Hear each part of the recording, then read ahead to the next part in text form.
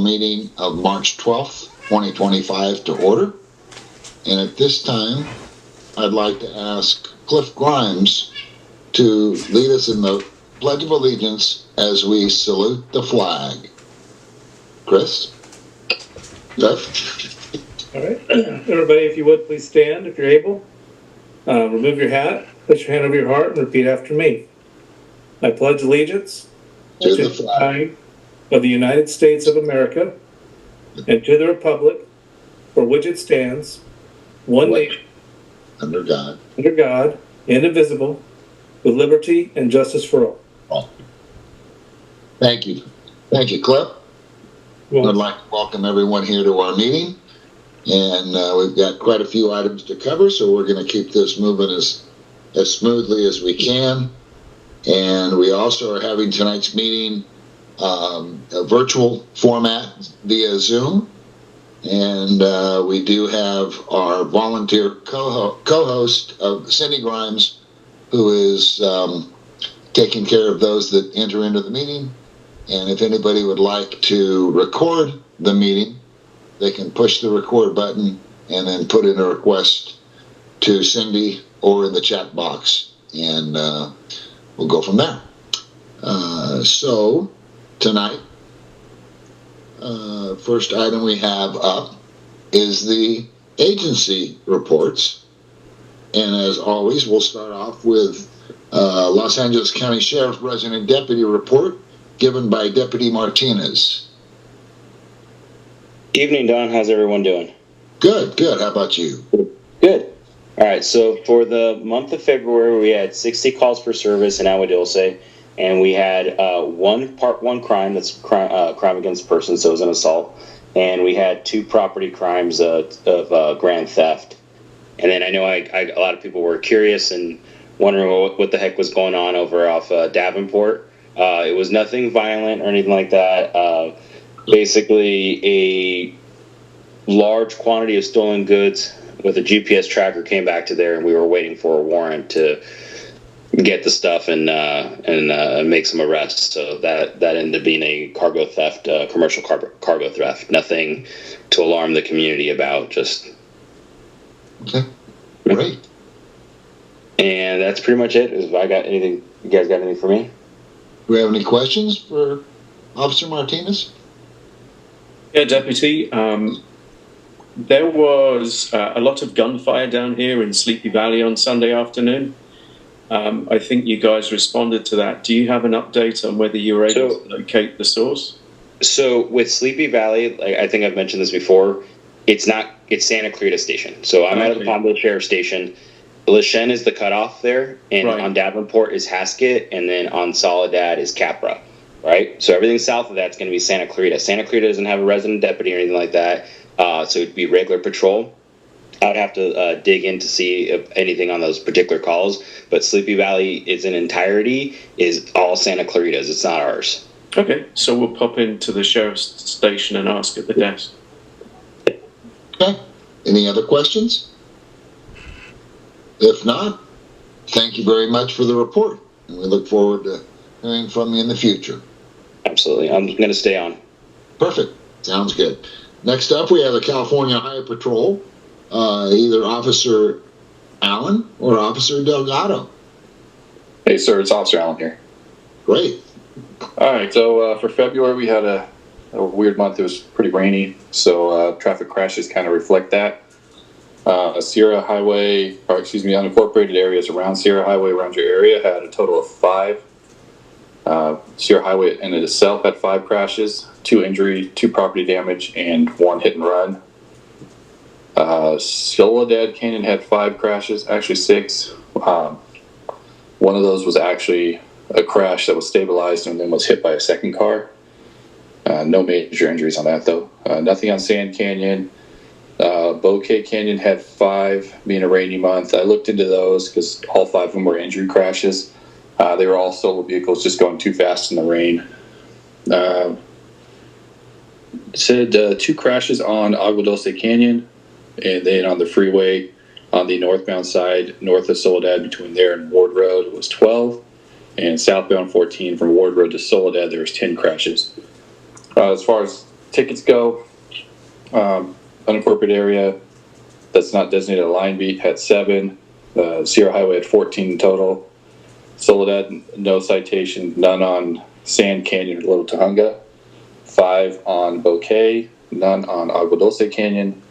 56 on the northbound freeway and 112 on the southbound.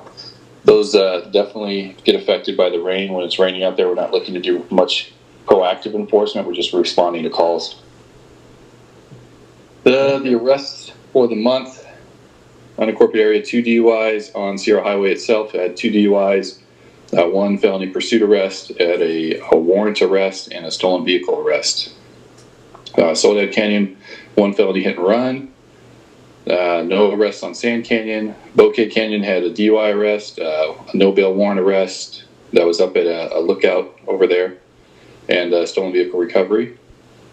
On the freeway, they had 4 DUI arrests on the northbound side with 1 felony pursuit arrest, and in the southbound had 3 DUI arrests and 1 felony pursuit arrest, as well as 3 other arrests for warrants. Other than that, the only thing I have is if you look in Sleepy Valley, it took a little bit longer than expected, but those 4 RVs that were just south of Oak Street are gone, or should be gone. I can't take all the credit for it. Santa Clarita Homeless Outreach Team helped me as well get them out of there. The county had a abatement program, so the tow companies wouldn't eat the bill of those junk RVs. So those are gone. Great. All right. If you have anything for me, I'm here. Anybody have any questions for Officer? I can confirm that the RVs are gone. Great. Awesome. On behalf of the person in Sleepy Valley who I bumped into on Saturday, who apparently called it in, thank you very much. It's much appreciated. Oh, no problem. Anytime. Great. All right. I think that's it. We're all clear. Well, thank you, Officer Allen. Appreciate the report. All right. I'm going to put my email and contact information in the chat. If anyone has any questions or concerns for the community, let me know. Wonderful. Thank you very much for joining us. Thank you. Okay. Next up, we have Los Angeles County Fire Department Community Service Representative Maria Greikan. Maria?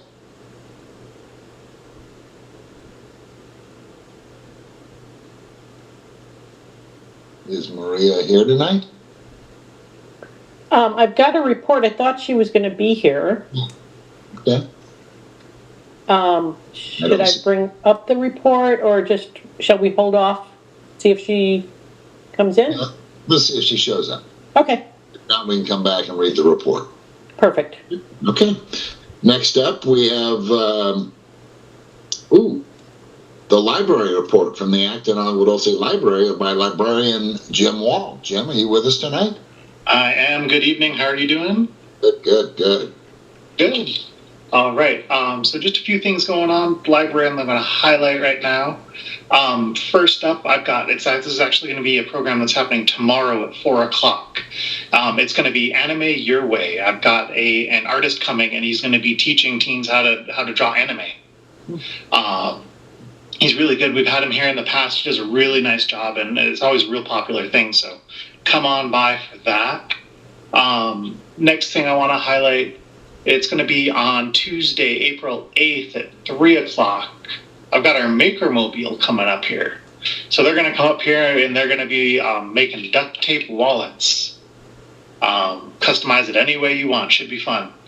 And then just the last thing I'm going to highlight, I've got it's that time of year again. We have the Friends of the Library book sale coming up the end of this month. So it's going to be Saturday, March 29th from 10 a.m. to 4 p.m. and then Sunday, March 30th from 10 a.m. to 2 p.m. And a reminder that Sunday, that 10 to 2 on Sunday, that's $2 a bag. So bring a bag. You can fill it with as much stuff as you want for $2. You won't find a better deal.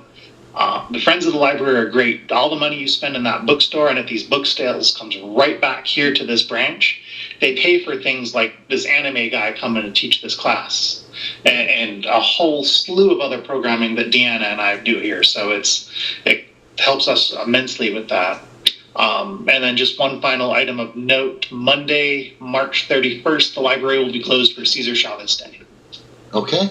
So unless you guys got any questions for me, that's what I've got. Well, let's see if we have any. Anybody have any questions for Jim? Looks like you're clear. All right, thank you. Thank you for the report, Jim. We appreciate it. Anytime. All right, sounds good. Next up, we have the Department of Public Works, Josie Gutierrez. Josie, are you Hi, with us? everybody. I'm Josie Gutierrez with LA County Public Works. As far as the multi-way stop sign study for Agua Dulce Canyon Road and Davenport Road, that's still in progress. We're hoping to complete the study in about 8 weeks, so hopefully mid-May we'll be able to share the results on that. They completed collecting the traffic data, so we're just basically looking at the information, and hopefully, like I said, in 8 weeks, we'll have the study done. And then a few things that just came out. We have the free mattress collection event at our various road yards. The closest one, obviously, for Agua Dulce is in our Palmdale yard off of Sierra Highway. That's on April 5, Saturday, from 9 a.m. to 2 p.m. And then there's also the free tire recycling event on the same yard on Saturday, April 26. I sent out the flyer. Hopefully, you guys have received that. That's basically all I have, unless somebody have any questions for me. Okay. Does anybody have any questions for Joseph? Is there any update yet on the next phase of resurfacing on Sierra Highway? Yeah, unfortunately, I'm still looking into that. We're right now, they're evaluating the budget with, what's happened, obviously with the fire impact with the roads and things like that. Hopefully, and being able to catch up with everybody. Yeah, so everything's going pretty well at Vasquez. We try to hold it down in the rain, so it depends how the rain's due over tonight. So I didn't realize it's supposed to mostly be over by 10 a.m. tomorrow. So that's a good sign. So it looks like we're going to get a good amount of rain. It still says, between like 1.25 inches, 1.5 inches for Agua Dulce, which is, a lot for us. So we will probably have parking lots 1 and 2 open, and then close lots 3 and 4, which are the 2 down by the main rocks. And that'll be because we anticipate it'll be muddy down there, but it's also the ruts that form after a heavy storm. The good news is we did figure out a little area to redirect the not redirect, direct the way it used to go, and then over the last 10 or 15 years it kind of started falling a different way. But I think we figured out a way to route it back into this drainage where it's not going to destroy the road into parking lot 3 right next to the big famous rocks, because that's one of our big hang-ups with that, because it gets to 20, 30, 35 inches deep in one storm overnight. So it's a problem, but we're excited that we think we figured it out, and it's not going to be a very difficult fix, which is cool. So just, you can always have folks call us if they have questions on the timing of, driving in, parking, if they need to park adjacent to the rocks, or if they can, work with parking lots 1 and 2, if they want to ride, if it's too muddy to ride, anything like that. We do have some awesome programs coming up. One of them's our annual Day at the Rocks event. That's the last Saturday every April, 10 a.m. to 2 p.m. Super fun. It's all free. This year it's Saturday the 26th. So it's kind of like a Earth Day tribal celebration event. And it's, we'll have local food trucks and things like that. That'll be the only thing for purchase, and then everything else is free. And we'll have tribal elders out doing storytelling. It's a really fun day. So that'll be fun. And then about a few weeks after that, on May 17th, and I can circulate to you guys all the flyers and everything, we're having a brand new event. It's called Crossroads of Culture. It's May 17th, 11 a.m. to 2 p.m. So we'd love you guys all to come. If you want to come with your agencies or entities, organizations, if you have a cool car, tractor, truck, bike, anything like that you want to show off to everybody, or if you want to just come enjoy, we'd love to have you. It's also free, and it's going to be, the flyer kind of explains it, but it's basically going to be like an outdoor open air museum that takes you through travel and transportation, culture and history in Southern California, especially at Vasquez Rock. So we'll talk about the old Route 6, which became Sierra Highway. We'll talk about the little businesses like Lashen, before it was Lashen that popped up, service stations and things like that. And we should have a good presence from agencies like the Peterson Automotive Museum. We'll have some Valley Cruisers, I think, is going to come. And so we'll have a really cool cross-section of travel and car culture and history in Southern California, which would be really fun. And then same thing, we'll have music, food trucks, all that great stuff. And that's on top of our programs that we run, free programs, drop-in programs 5 days a week. So you can always, check out our social media, or I can always email them to anyone that's interested to see those. And I think the last big kind of update just within the last month or so is if anyone's hiked the PCT Canyon all the way to the tunnel lately, the PCT Association came and they did an amazing job. Really difficult work, but they helped bring the trail out of the creek bottom, because after our big 2007 fire and all of these heavy rain years, the trail kind of gradually worked its way into the canyon bottom, which for things like our frogs and, ecologically was really bad, and it was hard to use it too. So they brought it just up a few feet up out of the bottom of the canyon. They did a beautiful job stabilizing it. It's wider, it's safer. So after all these rains and everything, if you guys, want to take a hike down there, let me know. And we can put a little group together if we want. But yeah, so we're very thankful, and because it's really hard work that I can't do, and they have the know-how and it was all volunteers that did it. So we'll be sending them a big thank you letter. So yeah, I think that's mostly it. And we're having a good time, and you guys can always reach out, call, text anytime you guys have a question. I check my emails a lot. So yeah, I can stick my contact info in the chat if you guys don't have it too. So I'll put my office cell, my email in there so you have it handy. I think that's about it. Oh, perfect. Does anybody have any questions for Sarah? Okay. Well, thank you very much for the report, Sarah. We appreciate hearing what's happening. Yeah. Thanks, Don. All right. We'll talk to you soon. Okay. Next up, I guess we're going to go back to Los Angeles County Fire. Is Maria here yet? Do you know? Yes, I am here. I apologize. I was in the middle of something and I couldn't jump off. So I apologize for being late. No need to apologize. For the month of February, we had a total of 33 responses in Agua Dulce. We had 2 fires. One was a vehicle fire.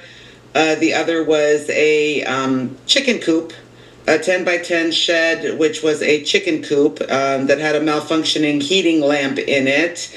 The one thing I did not include in the report is that the chickens were all taken out of the coop, so they were all okay. We had 21 medical calls, 2 service calls, and 8 good intent calls. The only other thing that I wanted to bring to your attention is, and it was under the safety tip of the month, on March 24th, CAL FIRE will be releasing the Southern California, they've been doing a gradual rollout of the new fire hazard severity zone maps. So these, for the LRA, the local responsibility area. So last year, the state responsibility area maps were updated, and this year they are updating the local responsibility areas. So there may be some areas of Agua Dulce kind of closer to the Santa Clarita side that would fall under local responsibility area. The LRA maps have not been updated since 2011, so this is a new update. And it is like, I can guarantee you that the fire zones did not decrease in size. And it's likely that they have substantially increased in size. So those maps will be publicly available on March 24th. And I've listed the website there. It's osfm.fire.ca.gov/FHSZ for fire hazard severity zones. The one thing that is new that they did starting this year was they broke it out into 3 zones. So Previously in the LRA, there was only the very high fire hazard severity zone. It now matches the SRA, which delineates very high, high, and moderate. So we'll see 3 different levels of severity zones. So people can go on, the public can go on that website anytime after March 24th and look at the updated maps. And I do not know how they are going to display these maps. If they display them the same way that they did the state maps, the state responsibility area maps, it will have a slider on the screen that you can go so you can kind of see how it changed, what it was before and what it is now. So you can kind of get a visual of where the changes were made. So again, fire zones did get bigger. It's understandable. The biggest concern that CAL FIRE has is Embercast. And a very, very, very good example of Embercast was just recently seen with both the Eaton fire and the Palisades fire, where embers traveled ahead of the fire. They flew ahead of the fire and got into the structures. And for many of those homes, it was the embers that got into the homes that burned them down. So that is why they are so concentrating on that Embercast. And that is also why the state is pushing for that Zone 0, which is the 5-foot clearance that we've been talking about for a couple of years now. The 5-foot Zone 0 will not be enforced this year when we do our brush inspections. If there are any new properties that are added to these LRA maps that come out on Monday, those properties also will not be subject to brush inspections until next year. So they'll know now that they're newly into a fire zone, but they will not be inspected until next year. So this year's list is the same as it was last year and in previous years. That is all I have, unless there's any questions on that. Okay. Well, does anybody have any questions for Maria? Don, this might be a good time. I know Cindy Grimes attended the Forestry Zone 0 webinar that they had a couple weeks ago. Cindy, did you want to jump in here? Sure, not a problem. Thank you, Maria, for touching base on the Zone 0 and sharing that we won't be inspected for it this year because part of the webinar shared that new builds will start January 1st. They'll have to be Zone 0 compliant. And then existing structures have approximately 3 years to get on board with Zone 0. The workshop was fantastic. It's available online through the Board of Forestry on their website for anybody who'd like to view it again. There were over 400 people online, and the room in Sacramento was full. The Zone 0 information is based on the Insurance Institute for Business and Home Safety, which is IBHS standards, the California Public Resource Code, Section 4 homes catching on fire, and that's just by embers getting into those areas. The videos were fantastic, but they showed zones where embers were attaching to things and catching on fire, but they also showed videos where people had the Zone 0 and the embers just flew right on by. And they also showed a very intense video of how high heat exchange can happen. And they showed it between a shed and a house. The flames never hit the house, but the intensity of the heat from the shed caught the house on fire. Some of the things that they discussed had to do with covering your gutters, how single pane windows are very vulnerable to letting fire inside, decking material, animal structures or outbuildings, shade structures, wine barrels, basically nothing combustible, no landscaping, no vegetation, no mulch within that 5-foot zone. And they actually talked about it really not wanting, they don't want it within the 30-foot zone because it burns for so long and it takes hours for it to go out. Garbage cans. They don't want garbage cans up against people's homes or any of their structures either, because those catch on fire and can create a bridge to get your house on fire. No gaps in garage doors, seals, windows, screenings, vents. Simple idea that they gave for fixing your vents, especially your attic vents or any other vents you have. Replace it with 1/8 inch hardwire screening, and that will create an ember resistant zone for, like Maria explained, how those embers can come and they get inside your home. But if you have the 1/8 inch hardwire screening on those vents, it will keep them out. Having extra emergency supplies of water on your property. Your roof. Most roofs in California are Class A, which are considered fire resistant, but there are definitely some that need to be replaced. Insurance companies are involved. This is a very good thing for homeowners because you can check with your insurance company. Discounts are available for roofs, Zone 0 clearance, ember resistant vents, double pane windows, and closed eaves. We actually have been in contact because I was so impressed with this workshop. I called my our homeowners insurance. I got them started on it. We already received a discount. It's small, but it is at least something. And once we replace our roof and we clear our 5-foot zone, we'll be in for another fairly substantial discount on our insurance. Zone 0 will be required for all CAL FIRE plans. So recipients of the CAL FIRE policies, they're going to have to be in compliance with Zone 0.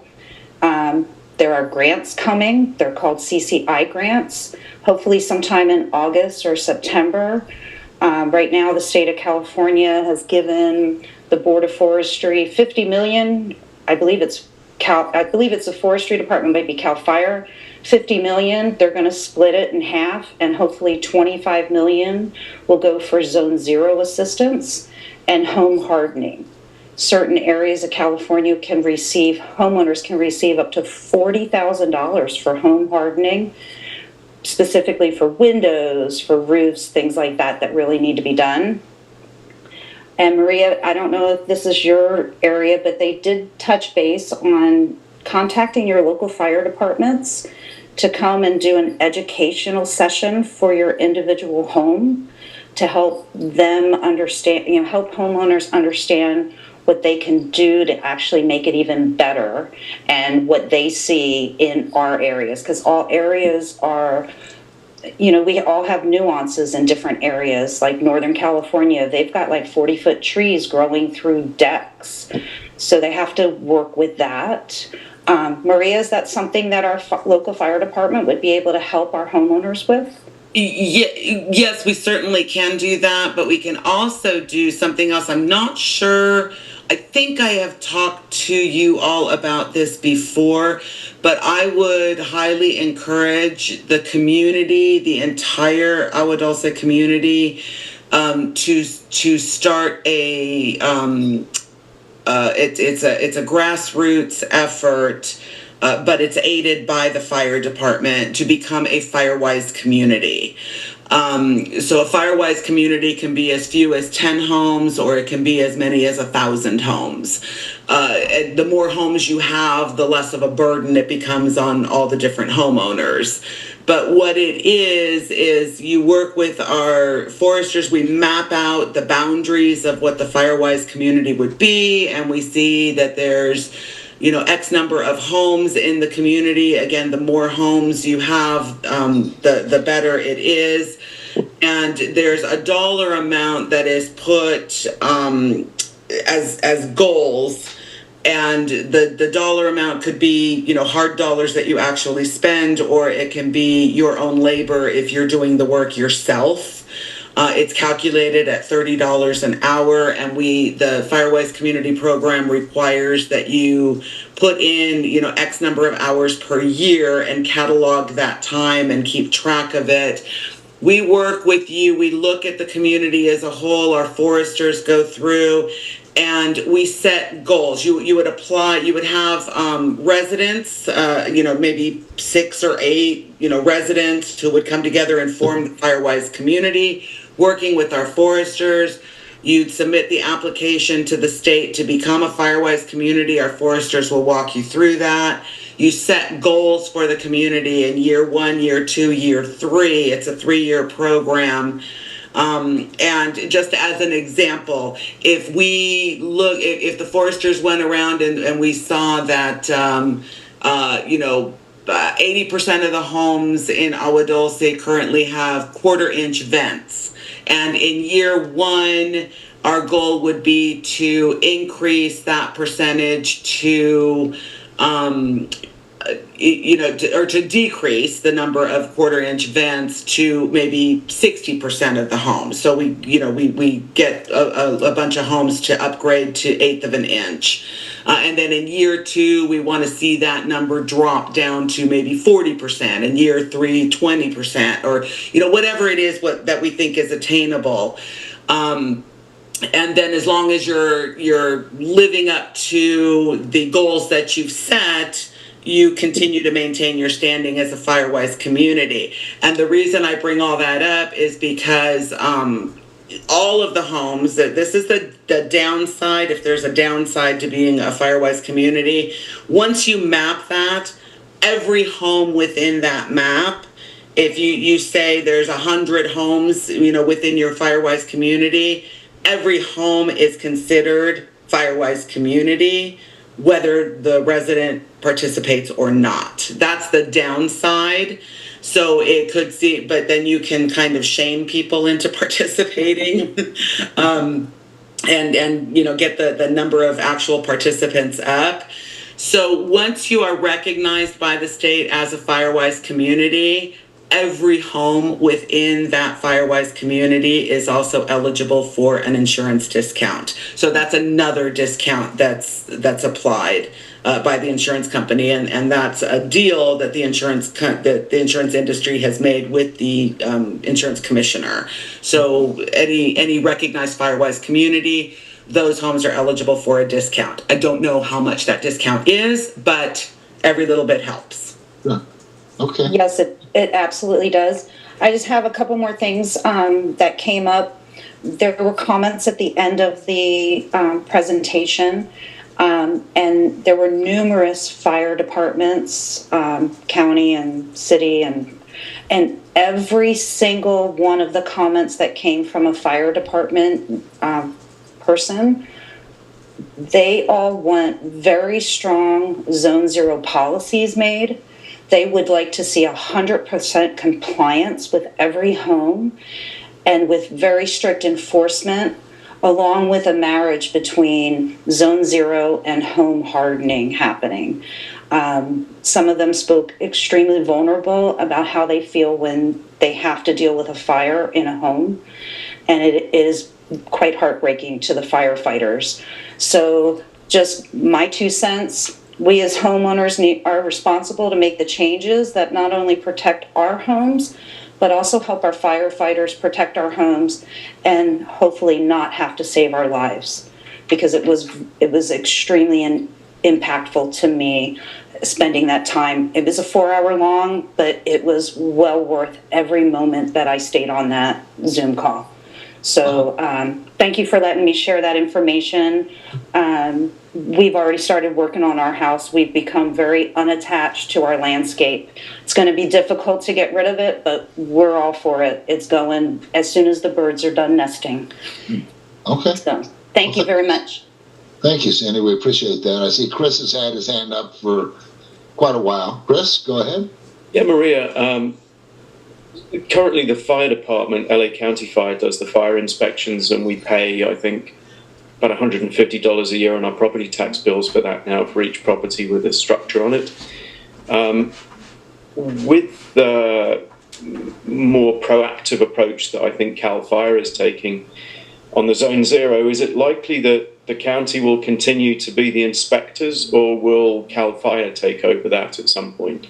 No, we will continue, and when Zone Zero, and Cindy was absolutely right, it will apply to new builds first, and then it will be phased in. I'm not sure if it's being phased in or if it's just, I had heard 2 to 3 years. Cindy's information might be a little more updated than mine since this webinar was more recent.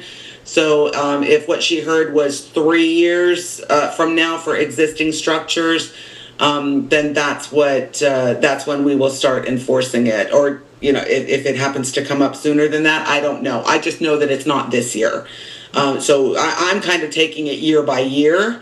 I think that in light of what... Divide it by $40,000, I think you said you could get up to a maximum of. That's a whopping 625 homes that could actually get funded out of 1.5 million. So it's a not even a drop in the ocean. It's a flea's tear in the ocean compared to what really is going to be required to get this thing off the ground and done. Yeah, I don't know what fire fee you're talking about. I'm not familiar with that, but the other fee that it is $151, if I can be exact. It's $151. That is what we charge, and that's for the foreseeable future. I don't see that fee changing. All right. Okay.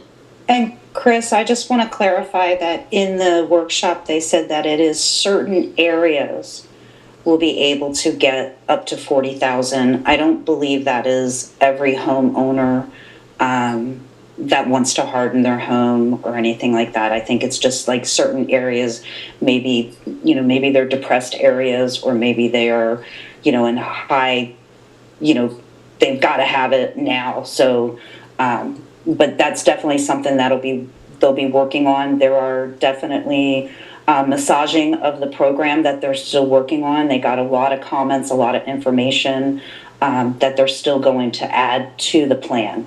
So, we can hope. It's also possible that some of those dollars become available for projects that are for the benefit of an entire community. So it's not just a homeowner, but a community, and something that can be done that will be beneficial to many homeowners. Great. All right. Well, I think that wraps up all the questions and comments, and I appreciate the time, Maria. And I definitely, Cindy, I appreciate your comments given to the community here too. So hopefully everybody takes that to heart. With that said, I think now we're at the 5th District report from Stephanie English, if Stephanie's here with us. And if Stephanie's not, maybe Isabel is here. Guys, it's gonna be me. All right. Hi, Don. I don't have too much for you guys. We're kind of transitioning now out of that, crazy fire phase and getting back into some of the normal stuff. The supervisor is still super focused on Altadena and the recovery there. But especially as the chair, there's other things that have been coming up more in the recent weeks. So some things that I'll be sharing with you guys in the next couple months is budget updates. I had mentioned, I think last time, about our budget deliberations beginning. So our whole budget process for the year has begun. We're still in the early stages, and I'll keep updating you guys as that goes. And other than that, right now we're looking at how Measure G and Measure A will be implemented. Those were 2 measures that passed from the ballot this last November. I don't know if you guys remember, but I think I've shared a little bit about both with you guys. Measure G is the one that expands the Board of Supervisors and adds an elected CEO. And then Measure A is the 0.5% tax for homelessness that goes towards homelessness. So again, I don't have too much to share on those quite yet, but in the coming months I'll be sharing more with you guys about that. Great. Okay, and I think the other question was the Sleepy Valley Water Company and the failed adjacent septic system. Is there any update on that you know of? I don't. Was that on the agenda? I'm sorry, Mary, if I don't know if you flagged that for me, but I don't have an update, but I can get one for you guys. All right, we would appreciate it. I do have an update. It's in the hands of County Council. You can pretty much guarantee nothing will ever get done. Okay. All right. So that's a report. I'll find out more for you guys. I know I don't know, I think maybe my 5th or 6th meeting with you guys, so I'm still familiarizing myself with some of these things, but I'll find out more. If I can find out any more, I'll let you guys know. Perfect. Sounds good. Anybody else have any questions for Isabel? If not, Isabel, we thank you for taking the time to be with us tonight, and we look forward to working with you in the future. Thank you, guys. All right. Next up, we have the California 34th Assembly District, Tom Lackey, Assembly Member. And I think Anna, if Anna's here with us tonight, we'd love to hear from you, Anna. Doesn't sound like Anna's with us here tonight. So we're going to move right on to the California 23rd Senate District, Senator Suzette Martinez Valadares. Jack Daniels' son is here with us tonight, I believe. Jack? Jack must be with Anna, but neither one of them are here. So we're going to move on. Here we go. 27th U.S. Congressional District, George Whitesides. George probably isn't with us, but I wonder if Maria Unzueta is here with us tonight. Maria? She's not here either. Okay. Well, that moves us right on to the Santa Clara River Watershed Area Steering Committee Major W Watershed Coordinator, Amanda Begley. Amanda, are you? Is Amanda here? If Amanda's not here, do we have Heather? Heather or Amanda, either one. And if we have none of them, I'm going to turn to Mary. Maybe Mary has something to share with us. If not, yeah, Mary? The only thing I've got is at the meeting that we'll have next week or the week after in March, we will have a discussion and actual vote on funding for the stormwater investment plan for the Santa Clara River watershed. So I will report back on what we chose funding for. Yeah, that meeting is going to be held March 20th at 1 to 4 p.m. at Santa Clarita City Hall, if I understand it correctly. If you want more information, you can go to our agenda and click on the link there to Safe Clean Water LA. At this time, I think we're going to move right on to waste management if Quincy's with us here tonight. Quincy? Yeah, hi everybody. Hi. Okay, so I spoke on it last time. Not much has changed. We have our free dump day on April 5th, coming up at the Lancaster landfill. And then as well, our Avek Center that day will be closed. So that will be closed that day. And then that's really all that I have going on. It's been fairly quiet. So if anyone has any concerns or needs anything from me, I'll leave my information in the chat and Mary has it as well. Wonderful. Anybody have any questions for Quincy? If not, thank you for joining with us here tonight, Quincy. Appreciate it. Thank you, Don. All right. And now we're moving right on to the presentations and discussions. New business. Avek, A-V-E-K, Antelope Valley East Kern Water District is what that stands for, is having a special meeting and workshop regarding the proposed Delta Conveyance Project. Now, who out there knows more about this than I do? usually Mary or Chris, one of those two. But as I understand it, Avek kind of hopscotches through Agua Dulce area. There's some parcels are in Avek, some parcels are not in Avek. About 10, 15 years ago, we had a meeting where Avek talked about the possibility of bringing or making water available. I don't think they're going to bring anything, but they're making water available, their water available to the community of Agua Dulce. And it was a really good meeting. And what was brought to bear during that meeting was if and when Avek water becomes available to Agua Dulce, the only way that you have access or can get access to that water is to be, I believe, what they called a shareholder or a member or something, participant, whatever it was, taxpayer, really. And the assessment that they gave, and this is going back 10 or 15 years ago, is that in order for someone who wasn't in Avek taxed district, would cost them $60,000 to become a member.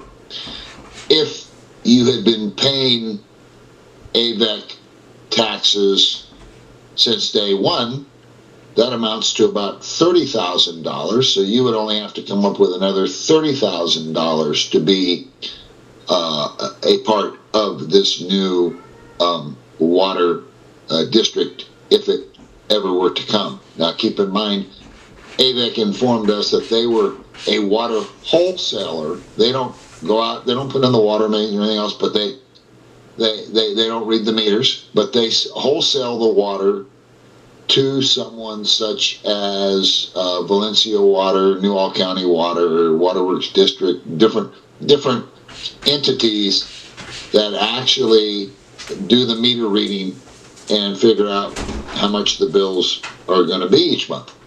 So, the only advantage that we saw at that meeting, at least those that were not in the district, is that if water were ever made available, if you've been paying all along, you're already considered a member or a shareholder, and you would only have to come up with $30,000.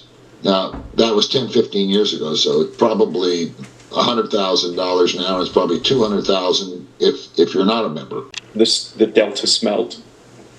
And I think the first phase, as I understand it from what I read through, and what the meeting is about, is sort of an engineering feasibility study, for want of a better description. It's a several $1 million project where they'll chart out, and along with all the other retailers around the state who would benefit from that delta conveyancing project, Avek has been asked to put some money up for that civil engineering study, whatever it is.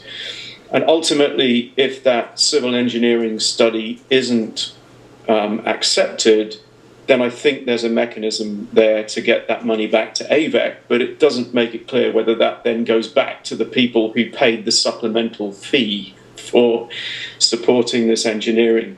And there is no description of what the fee is. I mean, you'd have to go, it's another one of those, you've got to read it, you've got to pass it so you can see what's in it kind of deals. And that's coming up somewhere in the Antelope Valley, I think, next week.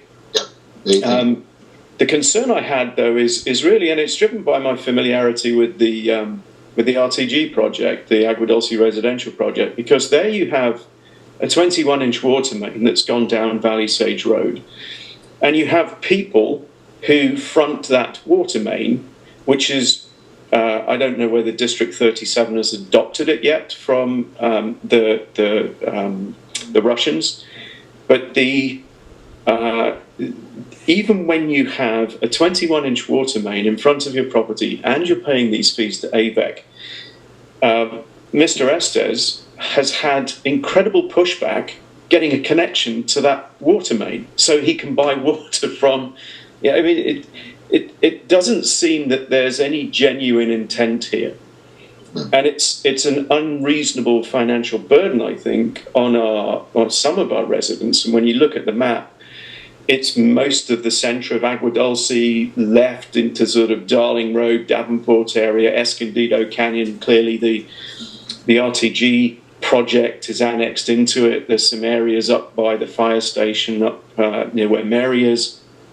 And all these residents are paying this fee, which is a few $100s a year, on the promise that something might happen but probably won't. And I think that's problematic because it's unreasonable to charge people for this and not then give them the benefit of it when you put the infrastructure in. So I think that point needs to be made very clearly at this meeting that's coming up, and say, hey, look, you've got lots of people who've got zero water infrastructure in front of their properties that you're taking money from. And even when they do have that infrastructure eventually in front of their properties, your retailers that you wholesale to are making it virtually impossible for them to get connected to it. So, don't try and pretend. I mean, it's almost like it's just another utility that will tell you one thing and do completely the opposite behind your back. It's like Edison, but with water. So I think that was really why I asked Mary to put it on the agenda. I know Mary is a little bit disappointed that she has to pay that fee and doesn't get any benefit at all from it. And as you pointed out, what we were told decades ago when we were asked to support this is likely to have an extra zero on the end of it and be entirely unaffordable for the property owner by the time it finally arrives. So $30,000 could be $100,000. So it's back in the realm of unaffordability. And if that's where it's going to be, why don't we just tell Avek to take a long walk off a short plank? Yeah. Well, I think people have tried that with Avek, and from what I've heard is that it would take an act of Congress to get that removed. In other words, once they signed up for it, which they voluntarily, as I understand it, they voluntarily signed up for it, but they were also told, I believe, that they would get water. In other words, by signing up to this, you will get water from Avek. And I believe Avek knew at that time, number one, there wasn't any water available. Number two, chances of them ever getting water were slim to none. So I'm not an expert on it. I understand Mary is going to be attending that meeting on the 18th. And so, what the big concern obviously is that they've been paying on it continuously on their tax bills. But all of a sudden, your tax bill goes up exponential, and you still don't get any benefit from it. So I think that's, and like you say, you got to pass it before you know what it's going to cost and what's in it, type of thing. I think that's what they may be playing here. But I think Mary's stance is, we shouldn't have to pay for it. Period. Is that right, Mary? Yeah. Yeah,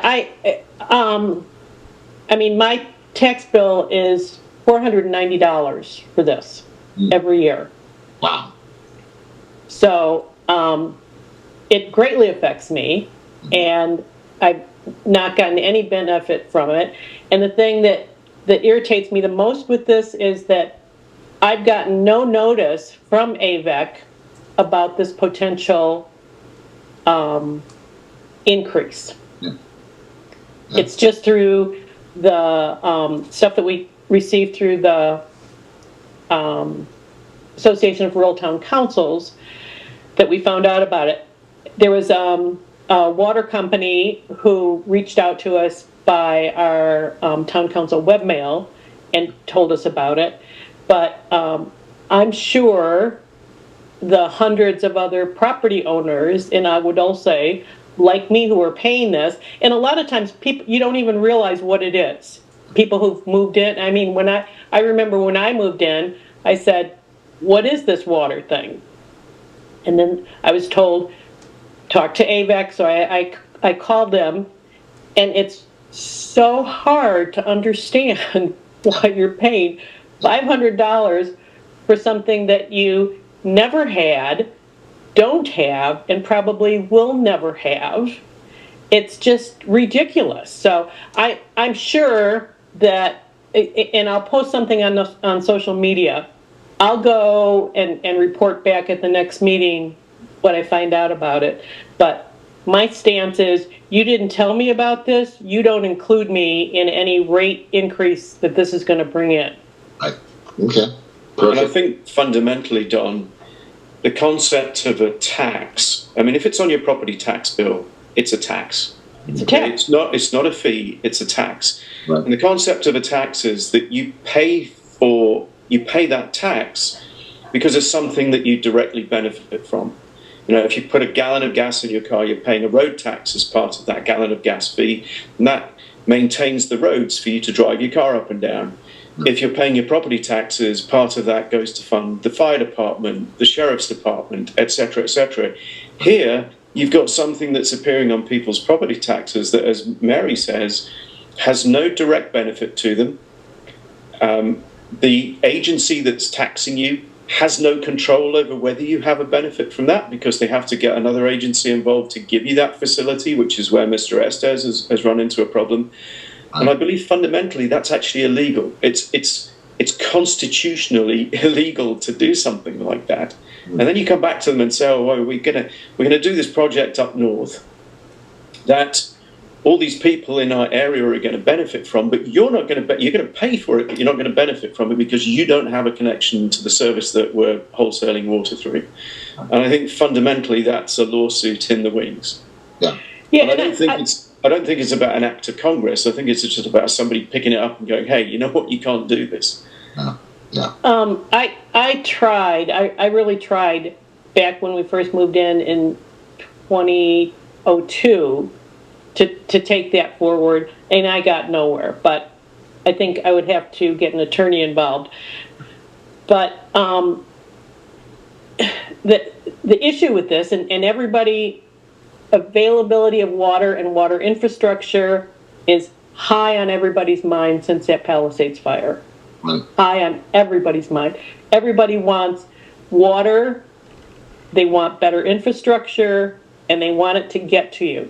I see this as a slam dunk for the Delta Conveyance Project because it's going to go through, because there's so many people who rely on that water, and they're going to say, we need to update the infrastructure and get this done.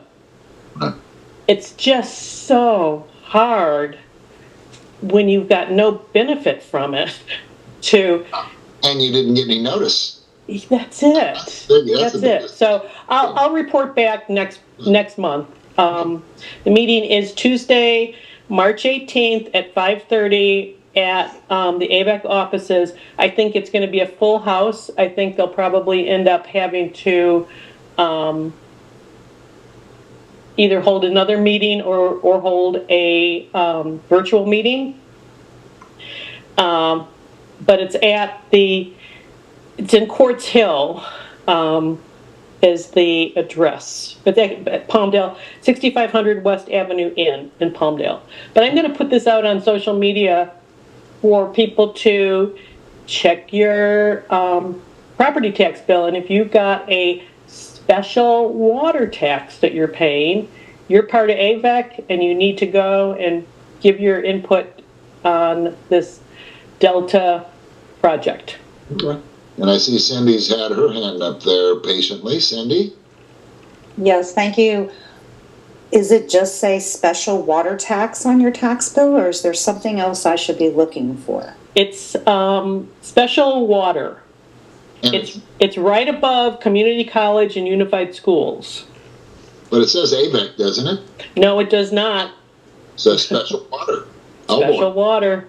Okay. $490.20. And then also you have clean water, clean beaches on there too, don't you? That's Measure A. And that's like 120. Or no, Safe Clean Water, you're right. Oh, yeah, my Safe Clean Water is $212.80. Oh, that's only 212. Okay. Yeah. Good. All Don't right. get me started. Wow. Okay. All right. So, yeah, to me it sounds like, and they weren't really aware of the fact that we had a problem during the power outage, and they were going to investigate or look into it and get back with us, primarily because the people that came to the meeting, it wasn't really fair to, I mean, they weren't geared up to answer a lot of the questions that we had. So if anybody is there representing Spectrum, we'd love to hear from you. I don't think there's anybody here. I have followed up with them, indicated some more addresses, because they truly thought that they were in compliance, and their big question was, well, if you don't have power, you're not going to get it. But everybody was telling them, we've got generator power. Right. Everything else is working except Spectrum. That's the problem. Yep. So I think they understood it loud and clear. And the message that I sent back is, you know, forget your sales force, get your engineers on this, because this is, there's a flaw in the system that needs to be fixed. Yep. So there was a comment, so Mary put something up on the Agua Dulce Town Council website that then got shared to some of the local Facebook pages. And a lady whose husband was a maintenance engineer for Spectrum chimed in the thread and said the reason that it goes down is because Spectrum doesn't maintain their backup batteries and hasn't done for a while. So there you have it, straight from the horse's mouth. I mean, I'm going to take the person who made that comment at face value, but they basically said, look, my husband does this, and this is why they go down. Right. I would be highly surprised if Spectrum ever comes back to us asking us to support what they're trying to do as part of this rural broadband initiative, because we've asked a question that's too hard, and it's too close to the bone, and they'll do what every other agency does when we ask a tough question. They'll go and hide. Yeah. A 2020 foresight, that is where my money is. Yeah. Yeah. And I think, you know, when you figure that probably the average Spectrum bill is at least $50, if not $150, times the number of connections that we have out here, I don't know how much these standby batteries or generator or whatever it might be, but I believe that, especially when, number one, you're out of power, okay, and so now you've got your standby generator going, you're paying to generate a lot of electricity, and you just want to be updated on what's going on, and you can't get on the internet. So anyway, I think they got our point, and you're probably right, Chris. We'll never hear from them again. And I think, to be fair, for our constituents, there are more viable alternatives to Spectrum. Yeah. If you want high-speed communications that doesn't fall on its knees during an emergency, you know, there are other choices like Starlink, and they're becoming increasingly affordable as time. And I think unfortunately that, you know, and there's a lot of things that don't require the hard wire in the poles, you know, like Starlink, you know, works strictly off of satellite. So, well, T-Mobile now has the alliance with Starlink, so they have that 5G Wi-Fi router, which is very reasonably priced at, I think, $50 a month. And as you might have seen, if you watch the Super Bowl, they have this tie-in now with Starlink where they actually allow you to use Starlink as part of your T-Mobile Wi-Fi service. So I think Spectrum is you know, just a dinosaur technology looking for a home, and I don't think they're going to get much of an audience here in terms of a letter of support to do what they're trying to do. Well, they got a lot of questions asked when they came and visited us, so I think that's... Predominantly, they need easements. I think that's what they were asking for. Exactly. To go and lay the infrastructure in, which presumably is fiber optic, to run this to various places. And the nice thing about T-Mobile and Starlink is it doesn't need an easement. Right, exactly. So why would we make people's lives uncomfortable having all their driveways and goodness knows what else ripped up to get this technology in when you don't need it in the first place? Yeah. Yeah. All right. Yeah, and the other thing, and I pointed that out to him when I replied to him, that there's plenty of other availability for internet service providers out here, but bottom line, they are required by the FCC to maintain battery backup during a PSPS event for 72 hours. So and I pointed that out to them. So we'll see what happens. But I think, Chris, you're right. It's just kind of like when we start to ask questions, we get ignored. Okay. And I see Lorna has her hand up there in the corner. Lorna, there you go. Hey, I just wanted to chime in on the spectrum thing as I witnessed that. I don't know who set them up, but that was hard to watch. But yeah, the backup battery, I have Go Creative Wireless, which one runs on an RF system as opposed to a satellite system, which some of the other ones, or a cellular system. It's a totally different system. And one that's actually, the technology is actually advancing quite a bit on it. Anyhow, they started as a small local company with a different name and have since been bought out, but they're still a smaller company based out of Simi Valley. They have taken the time over all these, emergency power shutoffs to reinforce their backup batteries at their towers. They have them solar powered. They did not, my internet did not go down during this entire season of power shutoffs. Wow. Their towers have occasionally gone down. They literally message you, send you an email telling you there's a guy going to check the battery. They send people out. Their customer service is excellent. Their pricing wise, I can't speak to how it compares to anything else. But I can tell you that partly, I think, because they're based out of Simi Valley, which is an area that has similar concerns to ours in this way, they seem to be very attentive to the fact that this happens and are proactive about it and have done an excellent job with it. So I feel like if they can do it, any other company that we want to welcome in here should be able to do the same thing. And if they can't, we already have companies that do. So just my 2 cents on that. Thank you. Thank you for that update. Anybody else have anything to add to that? If not, we're going to move right on to the battery energy storage system topic, which is part of our old business, AB 303. Additional regulations for BESS, return to local control for permitting 3,200-foot setback from sensitive receptors, prohibit BESS in very high fire hazard severity zone, flood zones, earthquake, fault zones, and SEAs. Does anybody have anything else to add to that? Okay. If not, there's a letter of support to bill author Don, I think it's Addis. Is it Addis? Don Addis. Someone want to elaborate a little bit on that letter? Sure, I can do that. I put together a letter of support for AB 303 because I think this could be a saving grace for our areas, and especially Acton, because they seem to be the one who is being hit hardest with these BESS projects.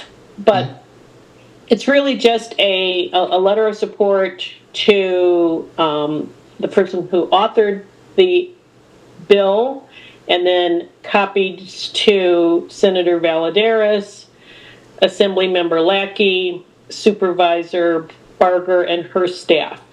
And it basically just points out the highlights of the bill, which are: it restores local control, it doesn't allow projects to circumvent local authority, because the local authority is LA County, and we have a more direct say in that than the California Energy Commission's opt-in certification.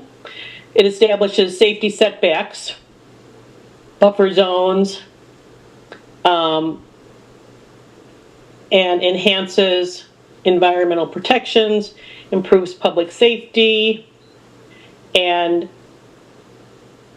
we are hoping, in bottom line, I hope that this goes through quickly, because we've got updates to the green energy ordinance coming up. So I would like to make a motion to approve this draft letter of support. Okay. Mary, may I make one suggestion? Sure, absolutely. It's really just a copy list. It's not down to the content. Previously, our prior Congressman, Mike Garcia, I think, did some work in Congress regarding the sensible location of best facilities. I know that our current Congressman, George Whitesides, is equally concerned about wildfire safety in rural communities around California in his district. So I think it might make sense to copy his office on this letter as well, just so he understands, because I think wildfire safety is one of his pet projects, as it were. Perfect. That's a quick edit to do that. All right, so we have a motion on the floor. Do I have a second to this motion? I'll second it. That's been added to. We're still in the discussion portion of this motion. We have a motion on the floor. We're going to add. We've agreed to add George Whitesides to the letter. Anybody else have anything they want to add to it? Now's the time to do that. If not, I'm going to call for the question. All those in favor, say aye. Aye. Aye. Aye. Opposed? Okay, great. Let's do it. Thank you very much, Mary. Appreciate that. Next up, we have PSPS-SCE, letters to the California Public Utilities Commission. Correct me if I'm wrong. And, so, Don, if I could just talk to this a little bit. Yes. I know we've got Jackie on the call as well from Acton. Perfect. Jackie did take a look at the Davenport and the Loop circuits, which are two of the ones locally here in the Agua Dulce area, and established that Edison actually shut the power off when the winds were below the threshold that they've established for closing off the power in these recent shutoffs. So Jackie has shared some text for us to review with myself and Mary, which we can use to write to the Public Utilities Commission as we approved at the last meeting. Secondly, about 2 weeks ago, I think it was on a Saturday, George Whitesides was sworn in as the Congress person, and Jackie, myself, Catherine, and Ruth Brock were part of the guest list there, and I did have a chance to talk to Bill Miranda along with Jackie. Bill is the mayor of Santa Clarita, and we said, hey, look, we're aware that you've had this discussion with the CPUC, and we are very familiar with these situations. We can tell you which rocks to look under when you're trying to figure out the information. When Edison dumps this massive information on you, we can tell you exactly where to look, because it can be quite overwhelming. We followed up, and as did Acton Town Council, and about a week ago we got a reply from, I forget who it exactly was. It wasn't from Mr. Miranda directly, but they have referred us to another person who is not back in the office until next week on the 17th, and said, this is the person you need to talk to. And having discussed it with Jackie, I think we're going to try and get a face-to-face meeting with them.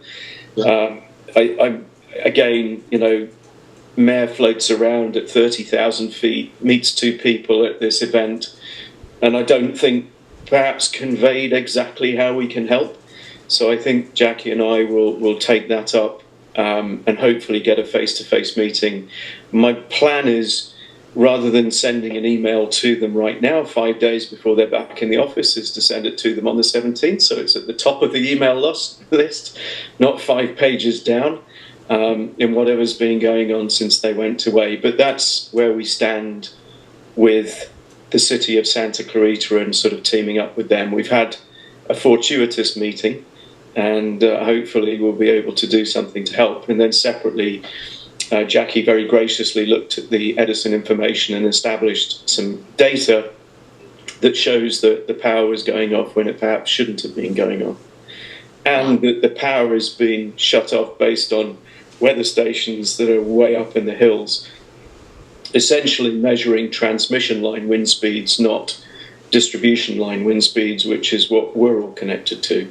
And if you look at some of the evolving lawsuits that are connected to the Eaton fire in particular, there's a sense that it was Edison's de-energization of a distribution circuit in that Altadena area that then caused their equipment at the transmission level to fail, which is what then, I guess they were maybe putting too much voltage into these lines, which caused them to fail. And the shareholder lawsuit, this is not a lawsuit between Eaton residents and SCE, this is a lawsuit between Edison shareholders and Edison, who said, hey, CFO and CEO, you told us it was safe to de-energize these circuits, and clearly that's not the case, because it looks like that de-energization is what caused these transmission lines to malfunction and cause this fire. So, there's a lot of very pertinent information, I think, coming to the fore here, and I'm sure Edison will be, I think they've hired some very pricey law firm to try and protect them from this. Perfect. All right. So any other discussion on that particular topic? I know Jackie had sent just a couple days ago a good outline for me to use for opening up the guideline proceedings. So I'm going to work on getting that done and get that out as a draft to the council probably later this week. Okay. But we'd approved that at a previous meeting, but I will take what Jackie sent. I may have to contact her. I see she's on the call and she's got her hand raised to just kind of tweak it a little bit. So I've got that from her, and I had done research on my circuit, which is the Luke circuit, and had found that yes, the threshold for the wind gust and the wind speed were below the threshold that SCE has set. So even though it was turned off. And then the stuff that I had been looking for in December, she indicated that there was nothing available. And now that I know how to find it, I went back, and I think it's both the Lukes and the Davenport circuits, all of them, had no available information for the December 10th shutoff, which wow. That even though we're past the date on filing anything for that, I think we need to put that out there that they are deficient, way deficient in their reporting. Okay. Jackie? Hey, thanks very much. I've done a lot more analysis since I last updated you guys on this, and I found some things of really, I think, considerable concern. I've broken down the analysis on just the transmission lines, and then I've also pulled up CPUC's structural requirements, which are set forth in General Order 95, and reconciled those two together and concluded that the wind speeds, because you can tell which weather stations are on transmission lines versus which ones are on distribution lines, because first of all, the transmission line ones aren't near any homes or distributions, but in several instances, the wind speeds or wind gusts that occurred when on the transmission lines exceeded the Commission's structural standards for those towers.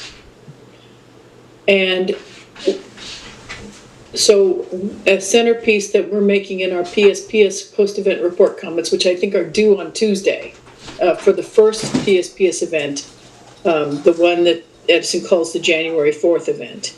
Okay. We're trying to make that a centerpiece that it was unreasonable for you to not have de-energized the transmission lines because your own weather data on those lines showed that dangerous conditions existed. And it was also, of course, unreasonable for you to have de-energized distribution circuits because your own data shows that the wind thresholds weren't exceeded. I had hoped to have it done today, except to nail these comments down, I had to submit to Edison a couple of discovery requests for information to fill in the blanks, because their PSPS report is very vague and doesn't have very many specifics. Well, and they have 10 business days, or basically 2 weeks, to respond. And in the end of it, they just said, well, we're not going to respond. So that came down last week. So I asked them for a meet and confer, which you have to have under the commission rules to resolve the disputes. And of course, Edison, it was a very quick meeting. Edison said, no, we're not giving you anything. So now for the last day and a half, I've spent time writing a motion to compel so that the commission orders Edison to provide the information.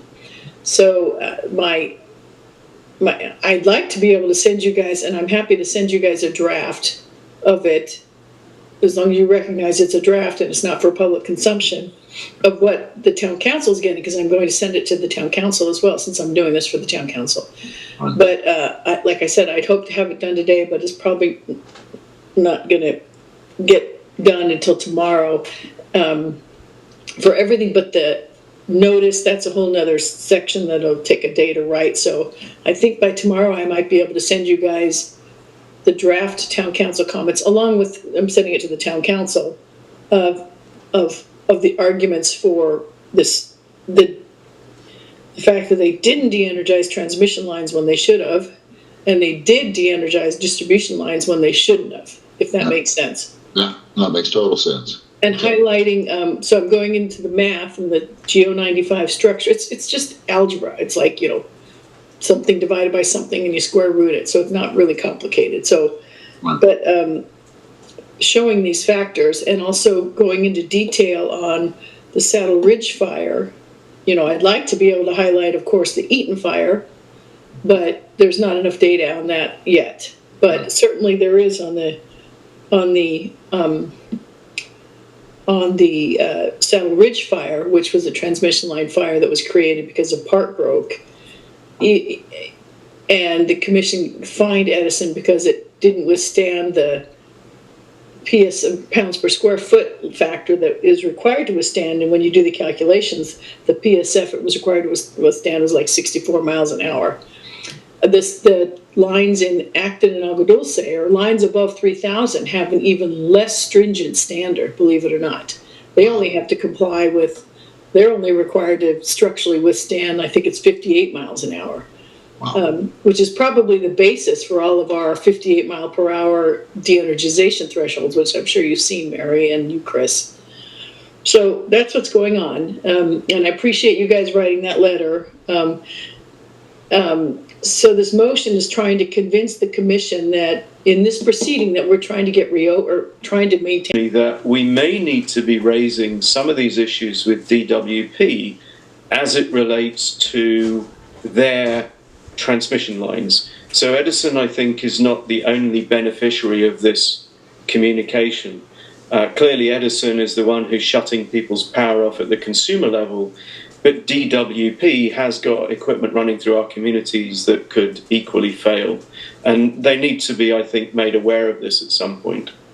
Well, fortunately, DWP is subject to the Public Records Act request. So you don't have to go through this stuff, this rigmarole I'm dealing with on a discovery request that they're rejecting because they're a city agency. So getting from LA, DWP, the most important information is what their systems are designed to withstand, the wind load. And then that's the first step. And then the next step, which is the harder step, is to convince them that they really should de-energize when they hit those wind loads, because otherwise you end up with Saddle Ridge or Eaton or whatever. Yeah.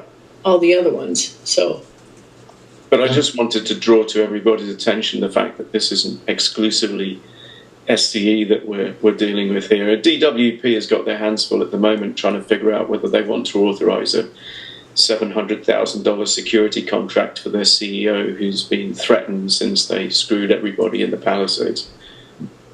Okay. All right. So we have approved the letter for February 12th, at our February 12th meeting, but the letter is still being finished up, and it will go out by Monday or Tuesday of next week, as I understand it. Right? Great. Okay. Sounds good. So next up, we have the RTG Investments Agua Dulce Residential Project continuing report from Chris. Yeah, so nothing to add since last month. I did take a quick look at the lawsuit that the next door neighbor, Mr. Estes, has filed, and I think RTG had asked for some more time to produce information that had been requested by the lawyers, and that doesn't seem to have been forthcoming by the deadline, so I'm not sure what the next steps are, but clearly they're having difficulty answering the questions that they've been asked about why he doesn't have his connection to the water main, which is pretty much what we were talking about earlier.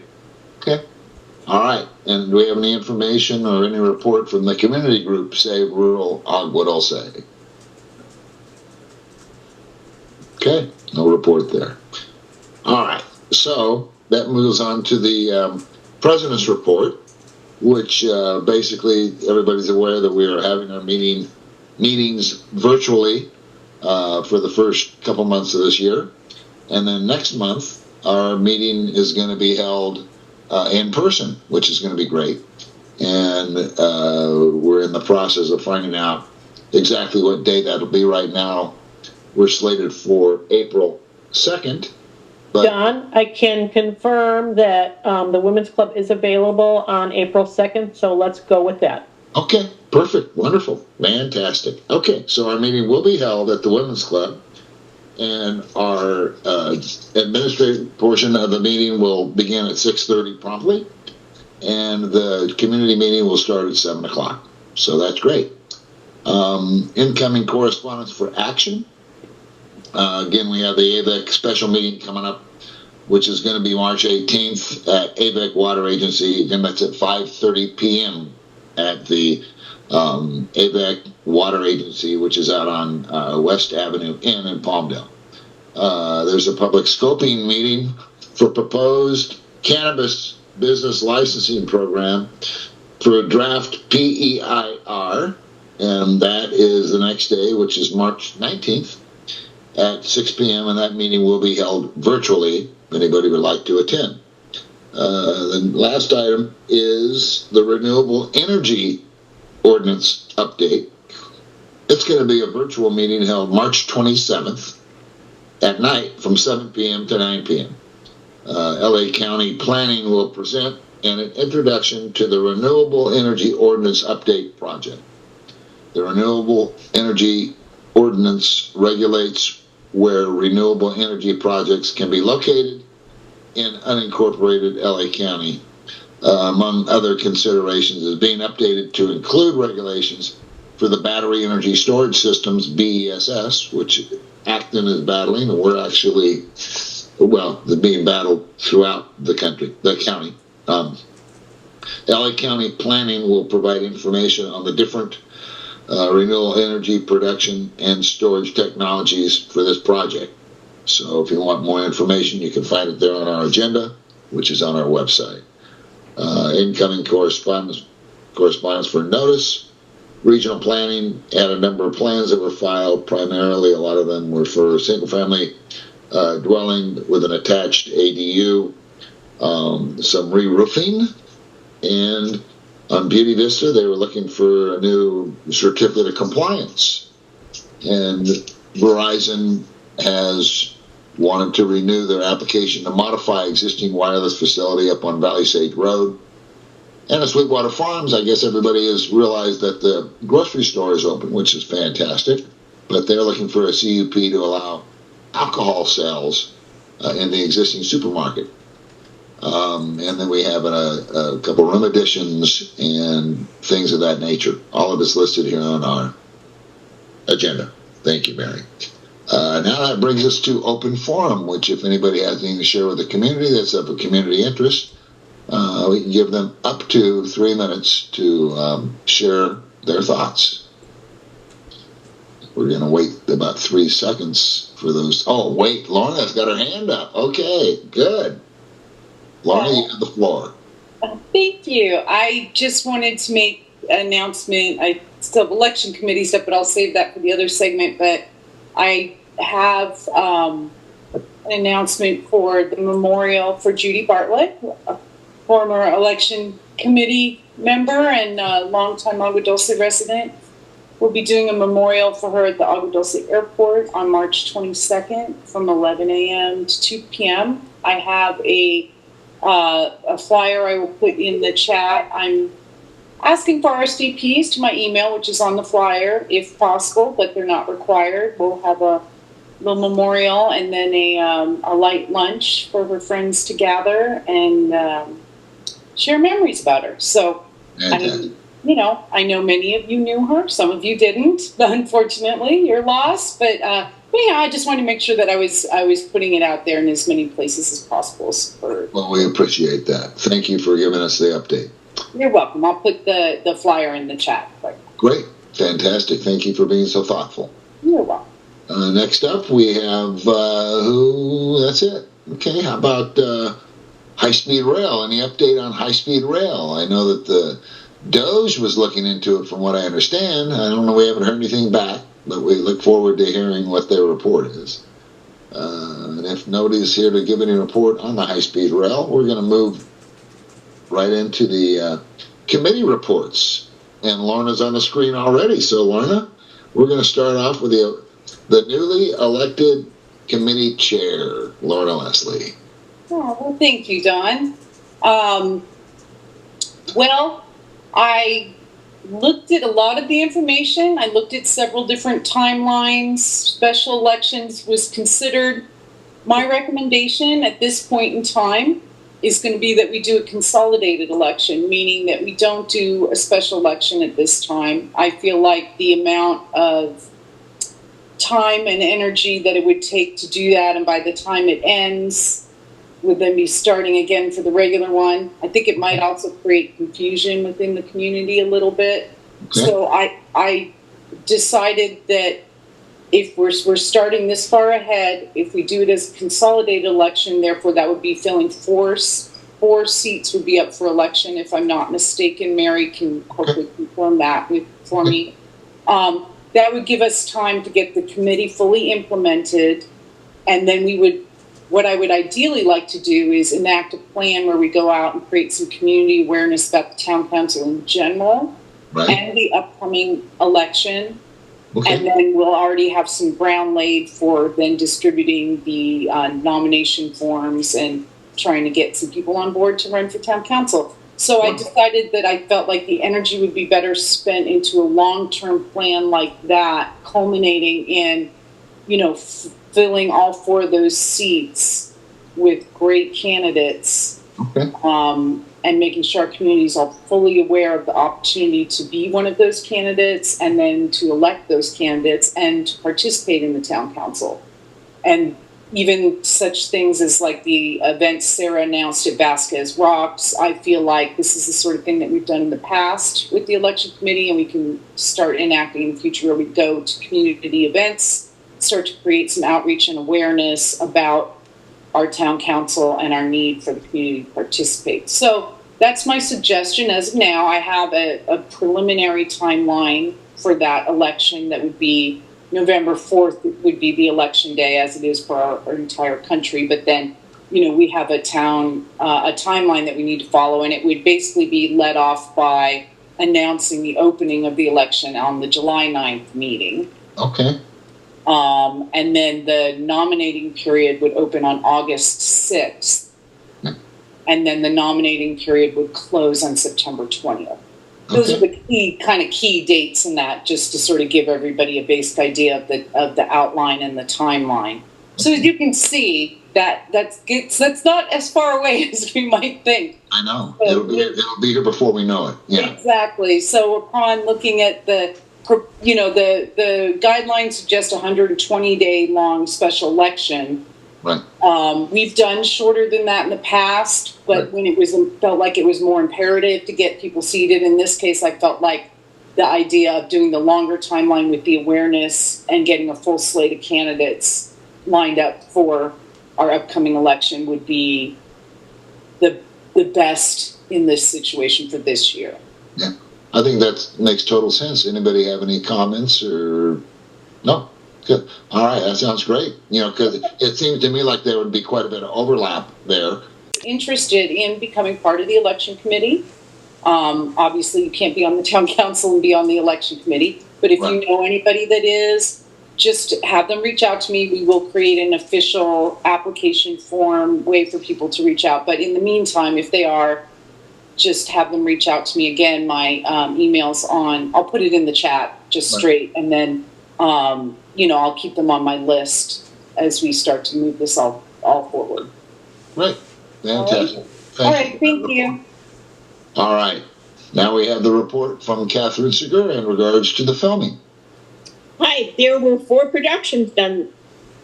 Okay. 4. Okay.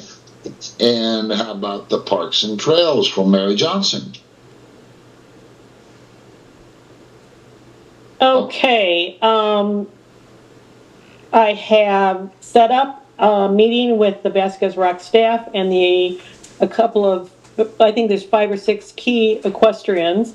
We've got that set for March 19th, 2025, next week, for open community engagement on shaping the Vasquez Rocks equestrian use policies. So we are moving forward.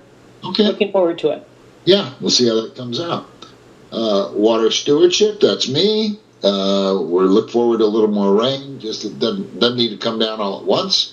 Really look forward to some snow, because what the snow has a habit of doing is it actually saturates and soaks in better than the rain. A lot of times the rain just kind of runs off and ends up causing a mess, whereas the snow has a tendency to actually help us out with additional water that feeds into our local area, which is good. No word as far as any wells that have gone south recently, which is good. And hopefully we get a couple more inches of rain this season. Ways and Means, I see that Scott's not here. Disaster Planning, we have Gary and Chris. Do you have anything to report, Chris? Yeah, we had graduation drill for probably about a dozen new members of the Agua Dulce CERT last month, or earlier this month, at the Women's Club. We were able to take an inventory of the emergency supplies that are in the CERT container behind the Women's Club, and added some additional bits and pieces to that list. The Women's Club still has some available funds to spend, which they're in the process of doing. And we will be setting up an Agua Dulce CERT Facebook page. So our goal is to capture the CERT members who come through these CERT classes locally and create a forum where we can draw on them if we have any situations that we run into where we need to get their help. Yeah, great. Thank you. Thank you for that report. Next up, we have announcements. And the announcements we have are the hazardous waste and e-waste collection, which is the first and third Saturday of each month. If you want to know where that's at, you can look on our agenda and find it. It's actually at 1200 West City Ranch Road in Palmdale. Free dump day at Lancaster Landfill, which is 600 East Avenue F in Lancaster. That's Saturday, April 5th, 8 a.m. to 2 p.m. Santa Clara River Watershed Area Steering Committee meeting is March 20th, Santa Clarita City Hall, and it can be found on our agenda under the meetings and the time and date there.